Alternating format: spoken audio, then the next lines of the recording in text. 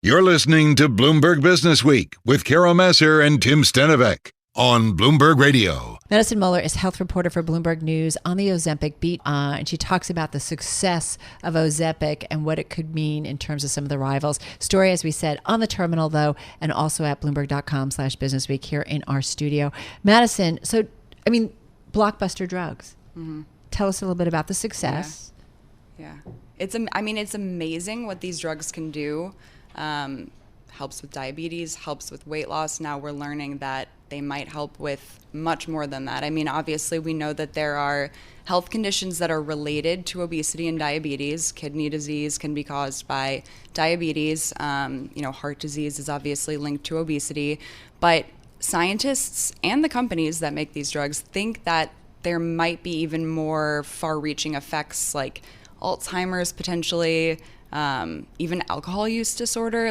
It's sort of amazing and not so amazing for some of the other healthcare companies in this space, though, that make treatments for these other health conditions. Okay, well, I want to get to that in just a second, but let's take a big step back here because we're talking about medicines known as GLP-1 receptor agonists. Mm-hmm.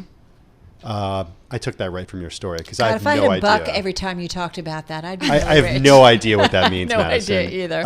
How do these things work? So GLP-1 is a gut hormone.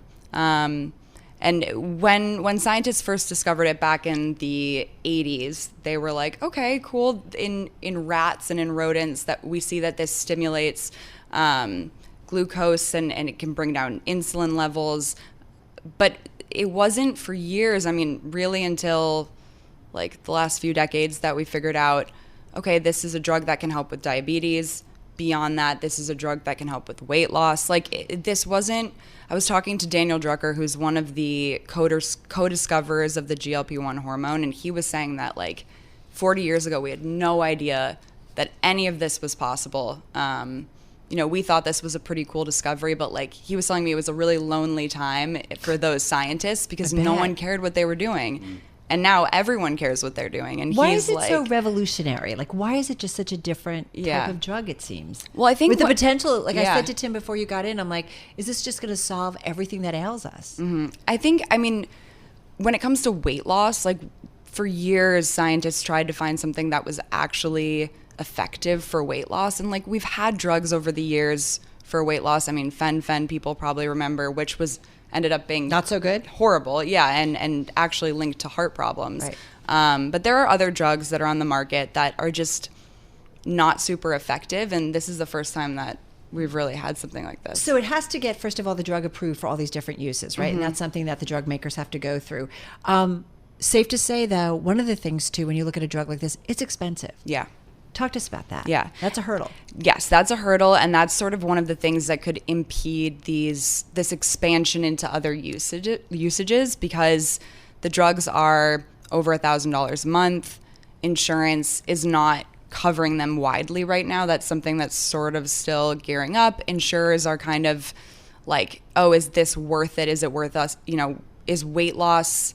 They're still trying to decide if weight loss is actually worth covering. Is it something that improves? But isn't it? Because as you said at the top of our segment, Madison, obesity contributes to so many ailments in this country. Right. And so I think that, that's part of this too, is the drug makers, they think, want to prove that treating weight loss helps with all of these other things. So much hinges off of that. How many times did you go to your doctor or you think about just healthcare talk in general, if you can lose weight, that it usually leads to a better health outcome for you. But what if, and Carol and I were talking about this before the break, before you got in here actually, does it lead to habit changes? Let's say, we've a big part of the conversation has been, when it comes to the weight loss side of this, has been what's happened to companies that have come out and said, we're concerned that people will eat less. Fast food companies, snack makers. We've seen shares slide of snack makers as a result of this. Are people going to immediately start eating plant-based veggie meals if they start taking Ozempic? No, they're not going to. So do we know, yes, they might lose weight, but if they're not making those healthy habit changes, are we still going to see the long-term benefits from not being obese? Yeah. That's a good question. I was just telling you both, I was just at the annual Obesity Week conference in Dallas with all of the top obesity experts, Eli Lilly, Novo Nordisk, they were there. And that was a question that was being asked, is sort of like, we have these drugs, they work really well. What do we know about long-term, weight management, healthy lifestyle changes? Like, there's sort of still this question mark of what comes next, and whether people are going to need to do different exercises to sort of preserve their lean muscle mass after they're losing so much weight, or if there are different diets that should be used in conjunction with these drugs to, help improve nutrition, things like that. Like, those are questions scientists are asking right now and trying to figure out. And long-term effect. If you have to take the drug forever, to keep the weight off, right? Like, we don't really know the long-term effects, do we? Right. Not yet. I mean, these drugs have been used for 20 years in diabetes, and so we do know that they're safe, but the problem is that with the shortages happening right now, like, people are just going on and off the drugs all the time, and it's not good. I mean, why, if these drugs have been used for 20 years for diabetes, why are they just catching the moment of weight loss? Yeah.